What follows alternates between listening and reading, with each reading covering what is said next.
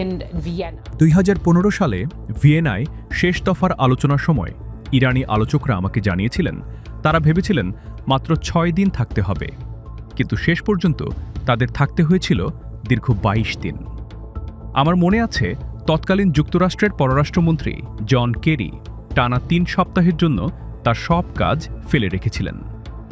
আপনি যদি সত্যিই কোনো চুক্তিতে পৌঁছাতে চান তবে আপনাকে এর খুঁটিনাটি বিষয়ের গভীরে যেতে হবে, কিন্তু ট্রাম্প প্রশাসন এখনও সেই পর্যায়ে পৌঁছাতে পারেনি। এখন প্রশ্ন হল, প্রেসিডেন্ট ট্রাম্পের দল কি আদৌ প্রস্তুত? তারা তো স্টেট ডিপার্টমেন্টকে প্রায় খালি করে ফেলেছে। তারা মূলত কূটনীতিবিদ ছাড়াই কূটনীতি চালানোর চেষ্টা করছে। প্রেসিডেন্ট ট্রাম্প বলেন, আমি জানি কিভাবে ডিল করতে হয়, আমার বিশেষ দূতরাই চুক্তিতে পৌঁছাবে, দেখা যাক কি হয়। কিন্তু একটি সফল চুক্তির জন্য ঠিক এই ধরনের গুরুত্ব ও প্রস্তুতি প্রয়োজনের তুলনায় অনেক কম। Let's see, but